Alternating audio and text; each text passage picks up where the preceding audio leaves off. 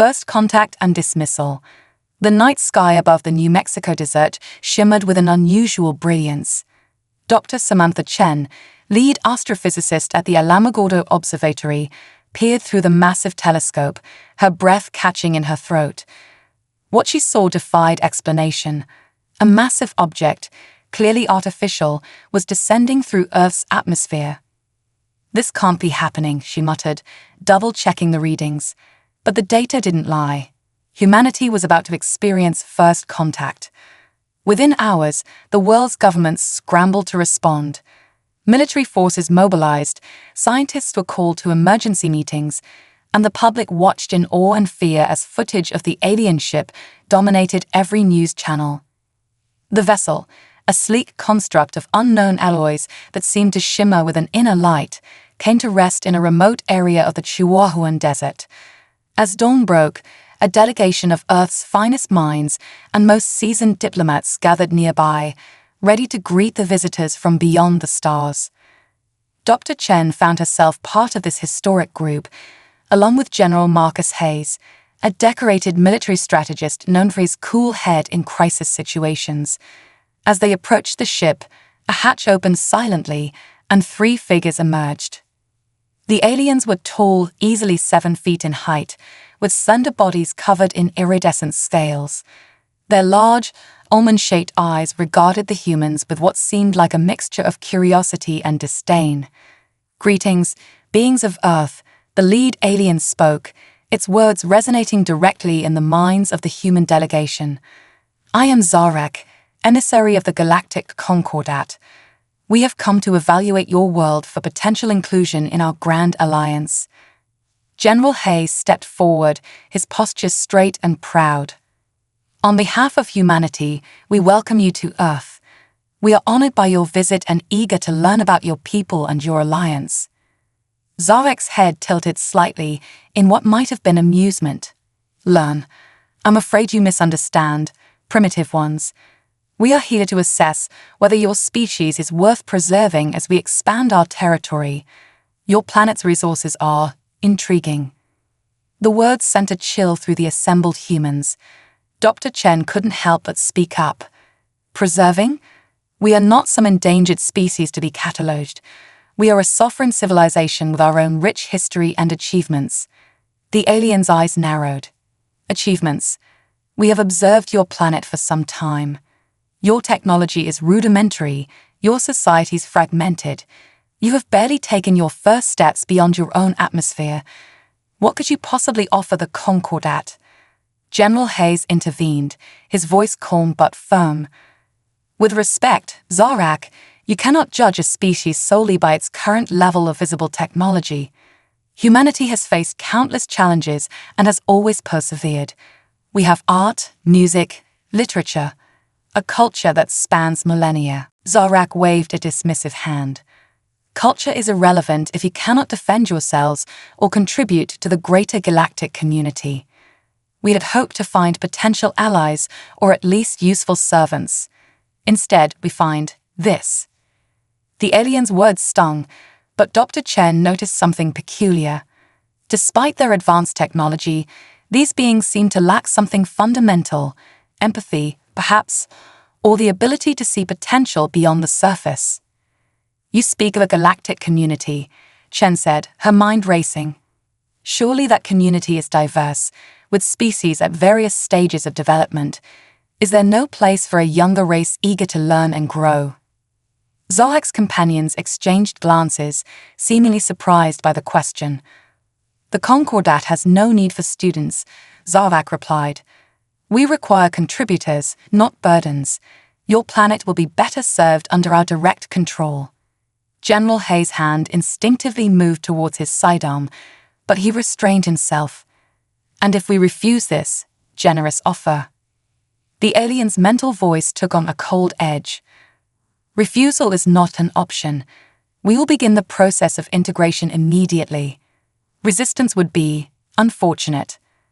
As tensions escalated, Dr. Chen's scientific mind was working overtime.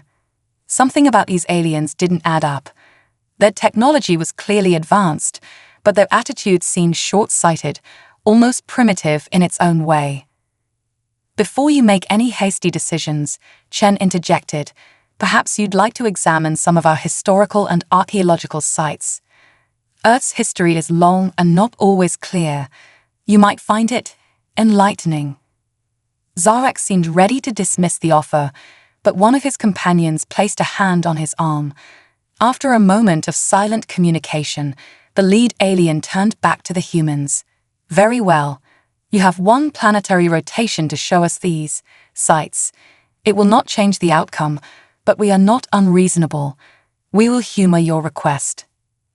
As the aliens retreated to their ship to prepare for the tour, General Hayes pulled Dr. Chen aside. What are you playing at, Doctor? We should be preparing our defenses, not giving them a history lesson. Chen's eyes gleamed with a mixture of excitement and apprehension. General, something isn't right here.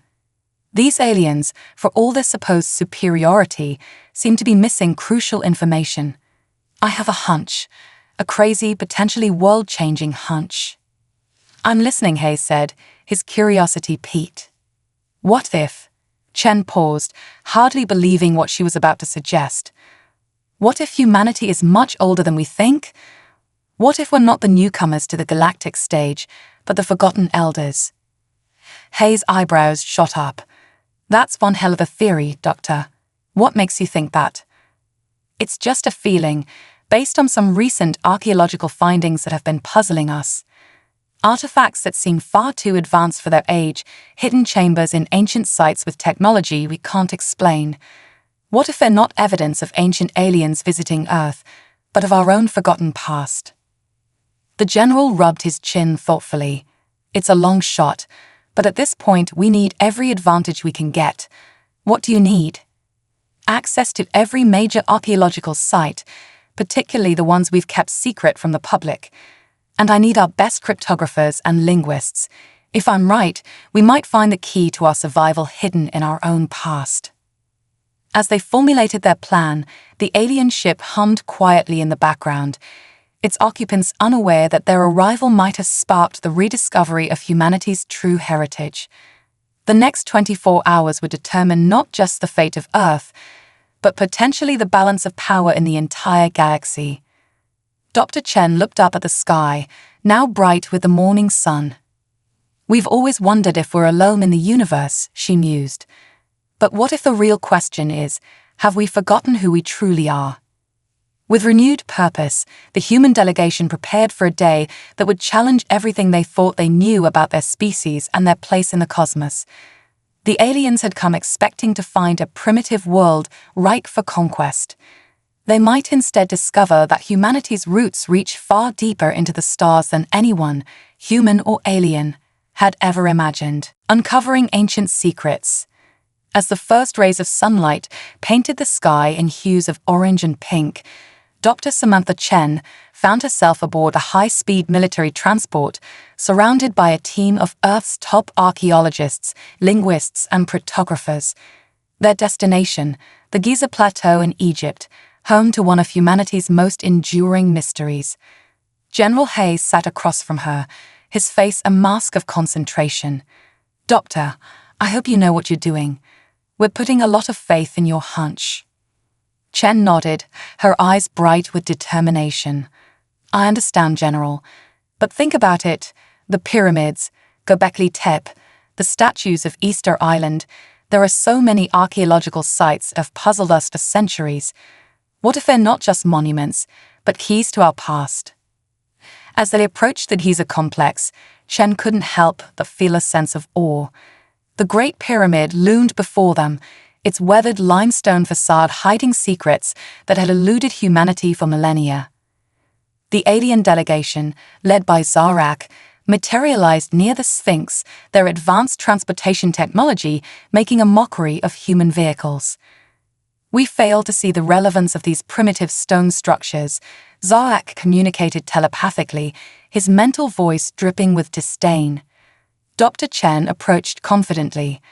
Appearances can be deceiving, Zarak. These primitive structures have survived for thousands of years, outlasting empires and withstanding the ravages of time. But it's what's beneath them that we're interested in today. She led the group to a concealed entrance near the base of the Great Pyramid, recently discovered but kept secret from the public. As they descended into the darkness, lights automatically flickered to life, revealing a corridor that looked nothing like the rough-hewn passages of the known pyramid interior. The walls were smooth, almost glossy, covered in intricate patterns that seemed to shift and change as they moved. Zarak's composure slipped for a moment, his large eyes widening in surprise. This is not primitive stonework," one of the alien delegates observed. "No," Chen agreed, her heart racing. "It's not. We discovered this chamber recently, but we haven't been able to decipher its purpose or the nature of these markings." As they reached the end of the corridor, they entered a vast circular room. In the center stood a pillar of what appeared to be black glass, its surface covered in glowing symbols.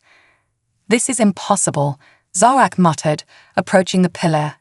"These are similar to the ancient scripts of the elder races, but different, more complex." Chen exchanged a glance with General Hayes. This was the confirmation they had hoped for. "You recognize these symbols?" she asked innocently.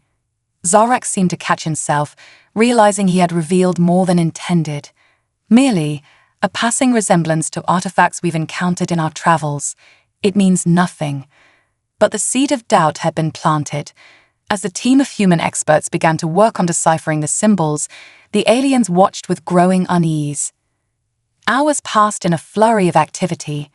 Linguists compared the symbols to every known ancient script, while advanced AI algorithms searched for patterns and correlations.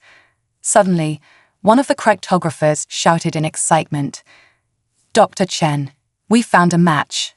These symbols, they're an evolved form of proto-writing found at the Dispilio tablet site in Greece. But that's impossible. The tablet is only 7,000 years old, and this is far more advanced." Chen's mind raced with the implications. Unless the tablet isn't the origin, but a remnant. A simplified version of this more complex language.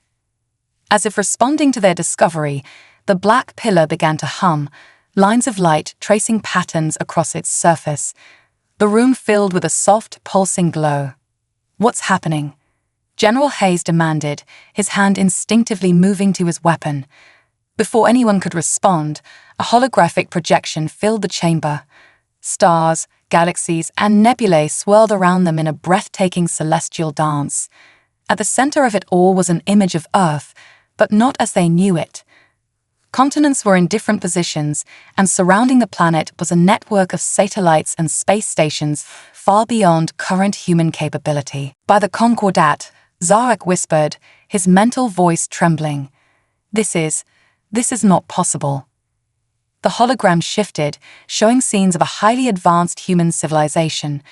Gleaming cities that stretched into the skies, vessels that sailed between the stars, and technology that seemed to bend the very fabric of reality. Dr. Chen stood in awe, her theories confirmed in the most spectacular way possible. "This is our history," she said, her voice filled with wonder. "Humanity's true history. We weren't born on this planet. We returned to it." The aliens huddled together, their earlier arrogance replaced by confusion and fear. "If this is true," Zarak said, "then your people are the elder race you spoke of," Chen finished for him. "Or at least one of them." As the hologram continued its display, scenes of a great cataclysm unfolded, the cosmic event of unimaginable proportions, tearing apart the human civilization and sending survivors fleeing to the relative safety of Earth. "We forgot," Chen mused, piecing it together. Something happened, maybe a side effect of the cataclysm, maybe a choice made by our ancestors, and we forgot our true heritage. We started over, rebuilding from scratch. General Hayes stepped forward, his military mind already considering the strategic implications. "Doctor, if this information is accurate, it changes everything. Not just our history, but our future." Zarak and his delegation watched the humans with new eyes, reassessing everything they thought they knew. We may have been too hasty in our judgment," Zarak admitted reluctantly.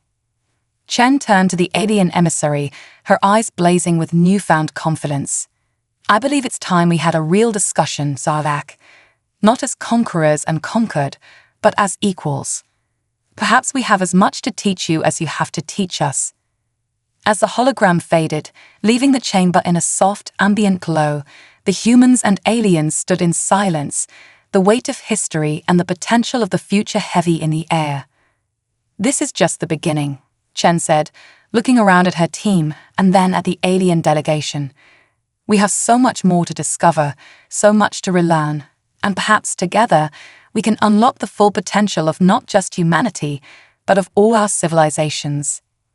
The revelation in the hidden chamber beneath the Great Pyramid marked a turning point in human history. As news of the discovery spread, the world held its breath, wondering what other secrets lay hidden in the ruins of the past, and what challenges and opportunities awaited them among the stars. For Dr. Samantha Chen, General Hayes, and their team, the real work was just beginning. They had unlocked the first key to humanity's forgotten legacy, but deciphering the full extent of their ancestors' knowledge and technology would take time. As they emerged from the pyramid into the fading light of day, the sky seemed somehow bigger, the stars a little brighter.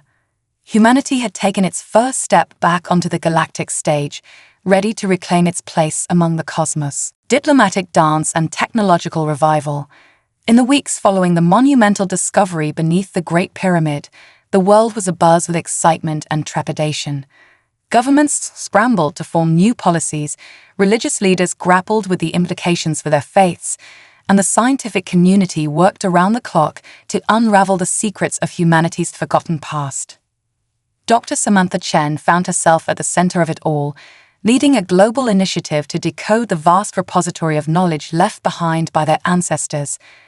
The UN had hastily assembled a team of the brightest minds from every nation, working in concert to decipher the ancient language and understand the advanced technologies hinted at in the holographic displays. Meanwhile, General Hayes was tasked with a delicate mission, keeping the alien delegation, led by the now considerably humbled Zarak, engaged in diplomatic talks while Earth prepared for its re-emergence on the galactic stage. In a specially constructed facility in Geneva, Hayes sat across from Zarak, the tension in the room palpable. "We appreciate your patience, emissary," Hayes began, his tone carefully measured. "As you can imagine, these revelations have complicated matters." Zarek's large eyes blinked slowly, a gesture Hayes had come to recognize as a sign of contemplation. "Indeed, General, the Galactic Concordat is reassessing its stance on Earth and its people. We find ourselves in an unprecedented situation."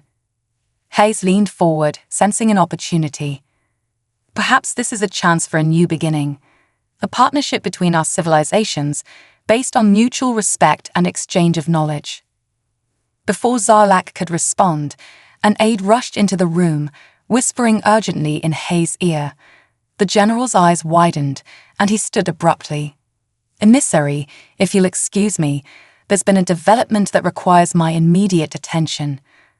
Leaving the bewildered alien diplomat, Hayes hurried to a secure communication room.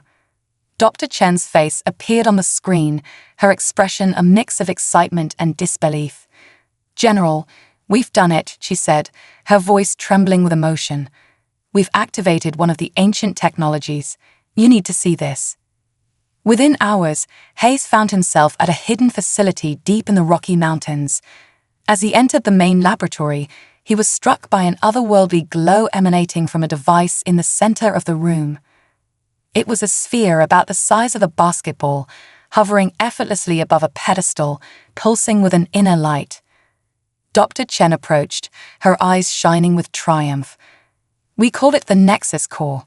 From what we've deciphered, it's a quantum computational device of unimaginable power. It's already helped us make breakthroughs in fields we thought were decades away. Clean energy, advanced materials, even the beginnings of faster-than-light travel theory."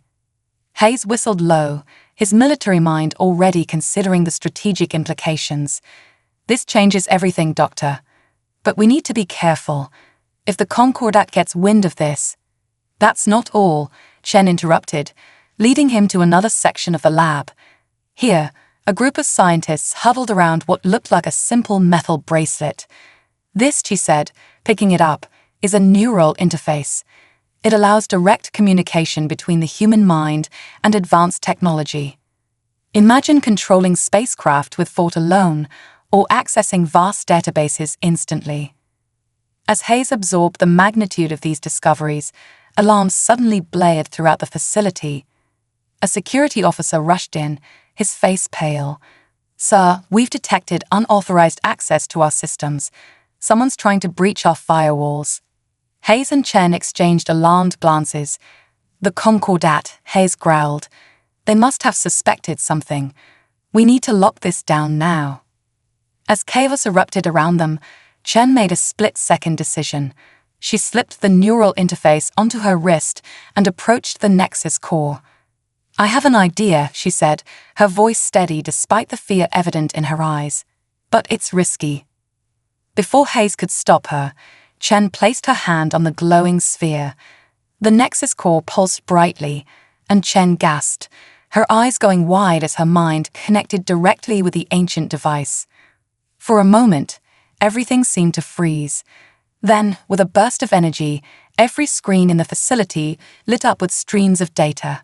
Chen's voice, amplified and resonating with an otherworldly timbre, filled the room. "I can see them," she said, her eyes glowing with the same light as the Nexus core. "The Concordat ships in orbit, their technology, their weaknesses, and I can see so much more." Hayes watched in awe as Chen, interfaced with the power of their ancestors' technology, effortlessly repelled the alien cyber attack. But he could see the strain it was taking on her, sweat beading on her forehead as she processed vast amounts of information. "Sam," he said gently, using her first name for the first time, "you need to disconnect. It's too much for one mind to handle."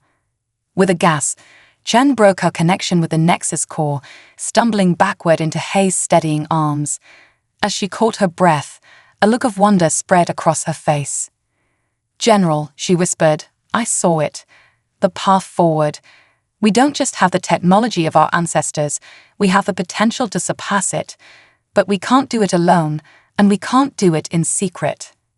Hayes nodded, understanding the implications. "You're right. It's time to show our hand, to the world and to the galaxy at large." As the facility returned to a state of controlled chaos, Hayes and Chen began formulating a plan. They would reveal the truth to the world, showcasing the rediscovered technologies while proposing a global initiative to reclaim humanity's place among the stars. The Concordat and the galaxy at large had dismissed Earth as a primitive backwater. Now they would learn that humanity was not just reawakening, it was poised to revolutionize the cosmic order. As news of the breakthrough spread, a new sense of unity began to emerge across the globe. Age-old conflicts seemed petty in the face of humanity's grand destiny. The stars, once distant and unreachable, now beckoned with the promise of a new frontier. For Dr. Samantha Chen and General Marcus Hayes, standing at the forefront of this new age, the challenges ahead were daunting. But as they looked up at the night sky, now teeming with possibility, they knew that humanity was ready to take its next great leap.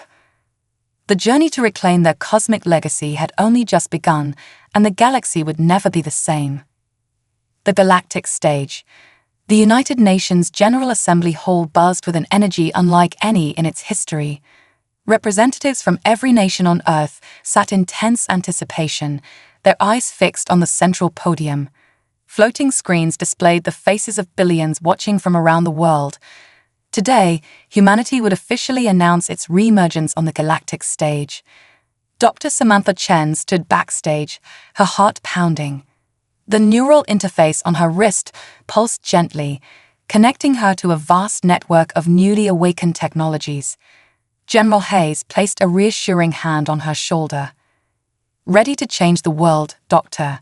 he asked with a hint of a smile. Chen took a deep breath. "Ready to change the galaxy, General." As they stepped onto the stage, a hush fell over the assembly. Chen approached the podium, acutely aware of the weight of history on her shoulders. Distinguished delegates, citizens of Earth, and she paused, looking directly into the cameras, members of the galactic community who may be watching. Today, we stand at the threshold of a new era. With a gesture, holographic displays sprang to life around the hall, showcasing the incredible technologies they had reawakened. Gasps and murmurs rippled through the audience. For too long, we have been blind to our true heritage, Chen continued. We are not merely the inhabitants of a single planet, but the descendants of a civilization that once spanned the stars. Today, we reclaim that legacy. She outlined their discoveries, the quantum technologies, the advancements in energy and propulsion, the neural interfaces that expanded the very limits of human potential. With each revelation, the excitement in the room grew palpable. But with this power comes great responsibility, Chen emphasized. We must learn from the mistakes of our ancestors and forge a new path, one of cooperation, not conquest. As she spoke, alerts flashed across her neural interface. General Hayes stepped forward, his voice grave. We've detected a large fleet of Concordat ships entering our solar system. It seems our announcement has not gone unnoticed. The hall erupted in panic, but Chen raised her hands, calling for calm. We anticipated this, she said, her voice steady. And we are prepared.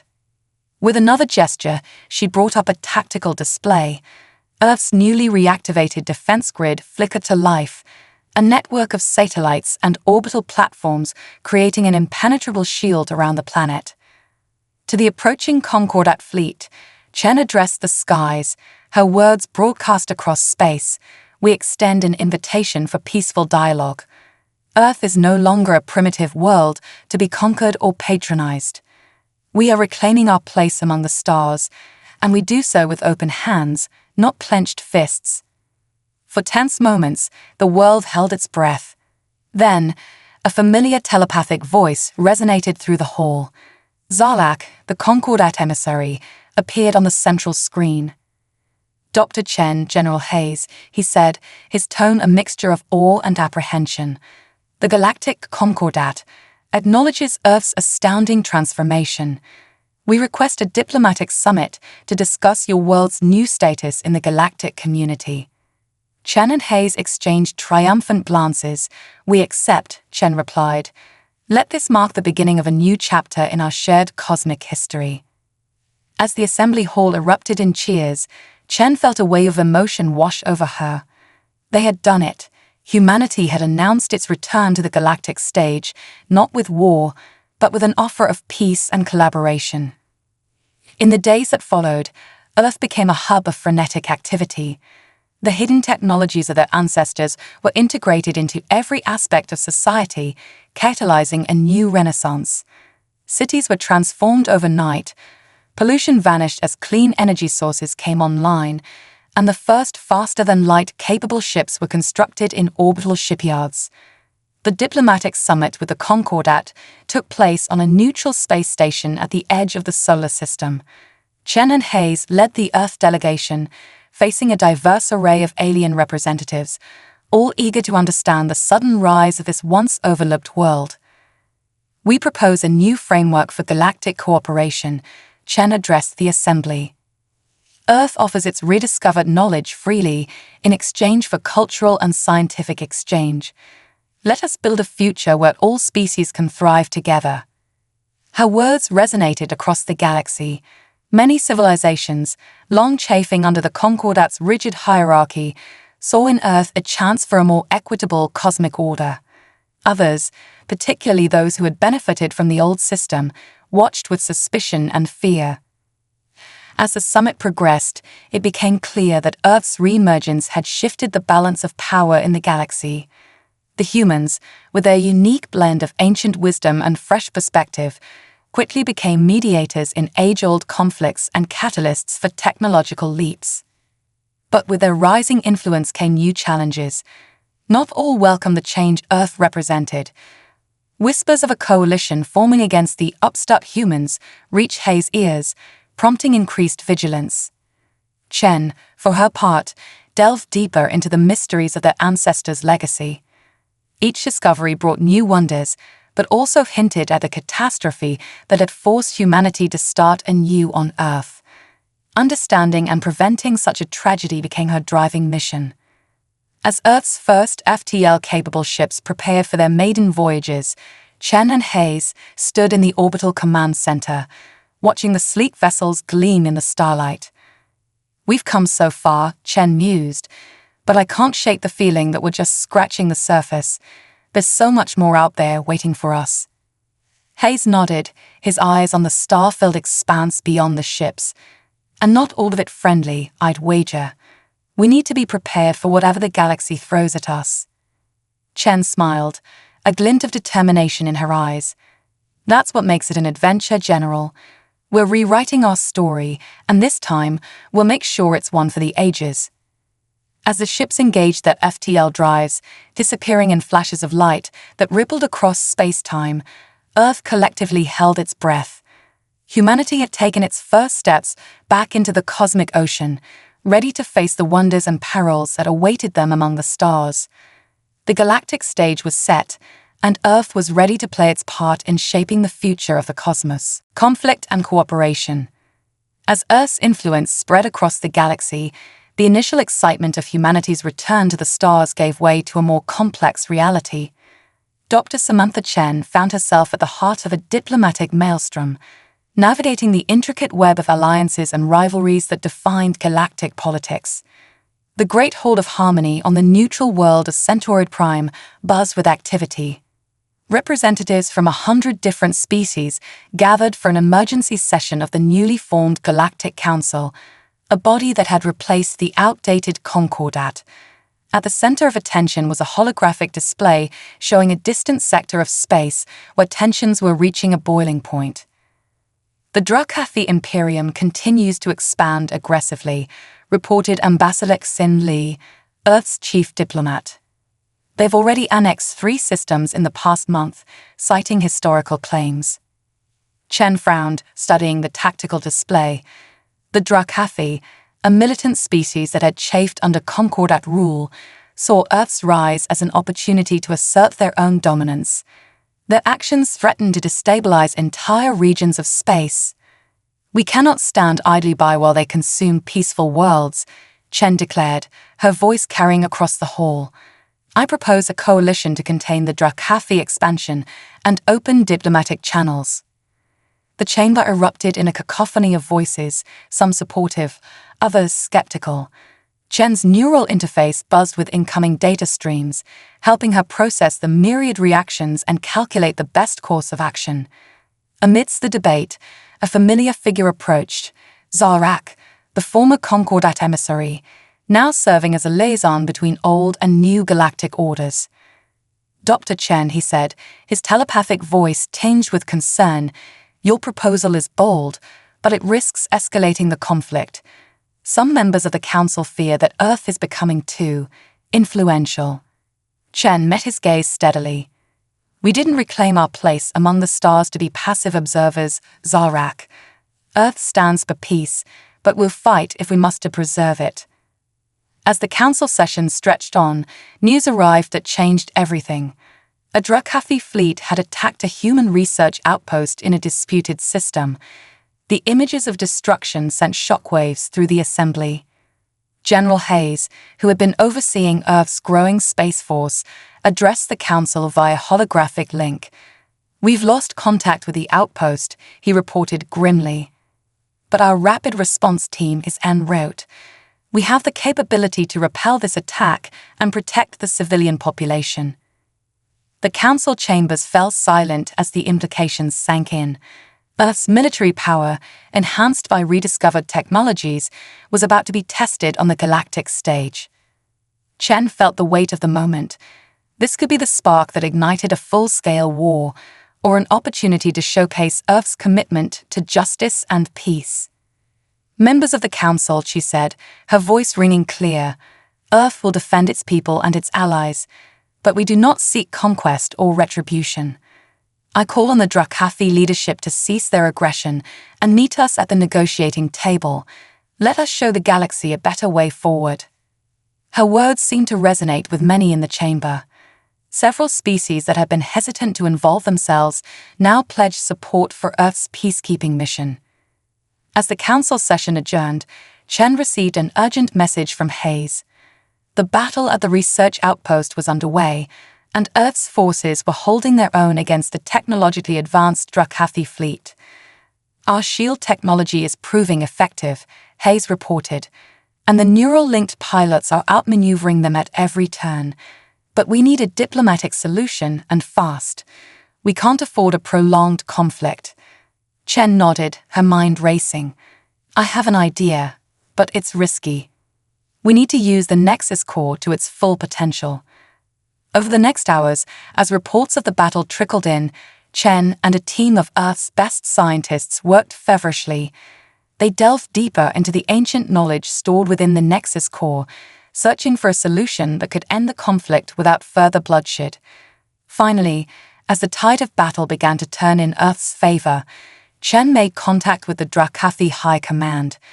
Using the full power of the Nexus core and her neural interface, she projected a holographic simulation that showed the potential futures branching out from this moment, futures of devastating war and futures of unprecedented cooperation and growth. "Your empire stands at a crossroads," Chen told the stunned Drakathi leaders. "Continue this path of aggression, and you'll face not just Earth, but a united galactic community. Or join us in building a future where all species can thrive. The choice is yours." The impact was immediate. The Drakathi, faced with the undeniable consequences of their actions, called for a ceasefire. As their ships withdrew from the battlefield, a new round of negotiations began. In the aftermath, Earth's standing in the galactic community soared.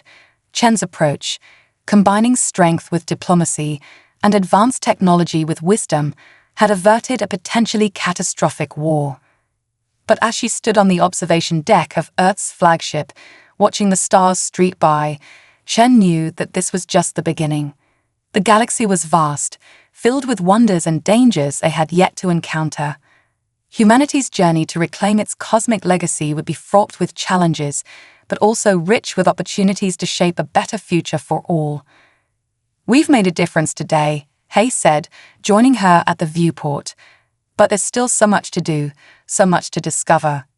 Chen smiled, her eyes reflecting the starlight. "That's what makes it exciting, General. We're not just reclaiming our past, we're creating a new future for Earth and for the entire galaxy." As the ship jumped to FTL, carrying them towards new horizons, both Chen and Hayes felt a sense of purpose and anticipation. The next chapter in humanity's cosmic saga was about to unfold, and they were ready to face whatever the universe had in store. A new era dawns. 5 years had passed since Earth's dramatic re-emergence on the galactic stage. The Sol system, once a backwater, now bustled with activity. Massive space stations orbited the planets, serving as hubs for interstellar commerce and cultural exchange.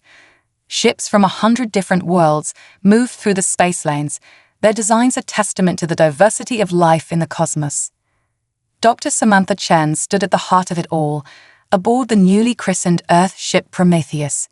The vessel represented the pinnacle of humanity's reclaimed and advanced technology, a city-sized exploration and diplomatic vessel that could traverse the galaxy with ease. As she gazed out at the star-filled expanse, Chen reflected on how far they had come. The neural interface at her temple pulsed gently, connecting her to the ship's vast information network and, through it, to the collective knowledge of Earth and its allies. "Quite a view, isn't it?" General Hayes, now Admiral Hayes, said as he joined her on the observation deck. "Sometimes I still can't believe we've come this far." Chen smiled, turning to face her old friend and colleague. "And yet, we've only just begun. There's so much more out there, waiting to be discovered." Their conversation was interrupted by a priority alert. Chen's neural interface flashed with incoming data, and a holographic display materialized before them. "We're detecting an anomaly at the edge of charted space," reported Lieutenant Zira, their young Arcturian science officer. Her bioluminescent skin pulsed with excitement. "It appears to be a tear in the fabric of space-time itself." Chen and Hayes exchanged glances. This could be it, the key to understanding the cataclysm that had forced their ancestors to flee to Earth eons ago. Set a course, maximum speed, Hayes ordered, and alert the Galactic Council. We may need backup on this one. As the Prometheus surged through space, Chen convened a meeting of the ship's senior staff. The conference room buzzed with a mix of excitement and apprehension. The anomaly appears to be artificial in nature, Zira explained, bringing up detailed scans. It bears similarities to the quantum signatures we found in some of our most ancient artifacts. Chen leaned forward, her mind racing. You mean it could be tied to our ancestors' original civilization, the one that spanned the stars before the Great Catastrophe? Zira nodded, her antenna twitching. It's possible, but there's more. We're detecting signs of life within the anomaly, or something like it. The room fell silent as the implications sank in. They could be on the verge of contact with beings from beyond their universe, or perhaps with the very ancestors who had seeded Earth with humanity. As they approached the anomaly, the Prometheus was joined by ships from other Galactic Council races. The Arcturian science vessel Lumina, the Zarlak diplomatic cruiser Harmony, and even a Drakathi battleship, a sign of how far relations had progressed since the conflict years ago. We're entering visual range, the helm officer announced. The main view screen lit up, and collective gasps filled the bridge. The anomaly was a swirling vortex of energy, shot through with veins of what looked like liquid starlight, and at its center, barely visible, was a structure, a vast, geometric shape that seemed to defy the laws of physics. It's beautiful, Chen whispered, all evident in her voice. Suddenly, the ship's systems flickered. The neural interfaces buzzed with an influx of data unlike anything they had ever experienced. Chen felt her mind expanding, touching something vast and ancient and utterly alien. Images flooded her consciousness, glimpses of a civilization that had transcended physical form, of technologies that could reshape reality itself. And with it came a message, not in words, but in pure concept and emotion. Chen staggered, overwhelmed by the contact. Hayes caught her, concern etched on his face. "Sam, what is it? What did you see?" As she regained her composure, Chen looked around at the expectant faces of her crew, human and alien alike. She realized that in this moment, she held the future of not just humanity, but of all sentient life in her hands. "They're welcoming us home," she said, her voice filled with wonder. "Our ancestors, or what they've become. They've been waiting for us to evolve, to reclaim our heritage and take our place among the cosmic civilizations." The bridge erupted in a flurry of activity as the implications of her words sank in. This wasn't just first contact, it was a reunion on a scale beyond imagination. Over the next hours, as the combined fleet held position near the anomaly, Chen worked tirelessly to decipher the vast amounts of information being transmitted. The neural interface, pushed to its limits, allowed her to process and share the knowledge with her team and the other ships. What they discovered was staggering. The beings within the anomaly were indeed their ancestors, but evolved to a state of existence beyond physical form. They had created this gateway, waiting for the day when their descendants would be ready to join them. But it wasn't just an invitation, it was a warning and a challenge. The universe was vaster and more complex than they had ever imagined, filled with wonders and terrors beyond comprehension. Humanity and its allies stood at a crossroads, poised to take the next great leap in cosmic evolution. As the news spread across the galaxy, Chen found herself once again addressing the Galactic Council, this time from the bridge of the Prometheus. "We stand at the threshold of a new era," she declared, her words broadcast to trillions across countless worlds. "Our ancestors have offered us a glimpse of what we can become, but the journey is ours to make. It will require cooperation on a scale we've never before achieved, pooling the knowledge and strengths of all our civilizations." She paused, looking out at the swirling anomaly. "The path ahead will not be easy.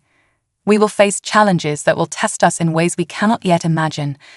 But together, united in our diversity, We can forge a future brighter than any single species could achieve alone. As cheers erupted across the galaxy, Chen turned to Hayes, a smile playing on her lips. "Well, Admiral, it looks like our job just got a lot more interesting." Hayes chuckled, shaking his head in amazement. "That it did, Doctor, that it did." As the Prometheus and its allied fleet prepared to embark on the greatest journey in the history of sentient life, Chen felt a sense of boundless possibility. Humanity had not only reclaimed its cosmic legacy, it had transcended it, becoming part of something greater than they had ever dreamed possible.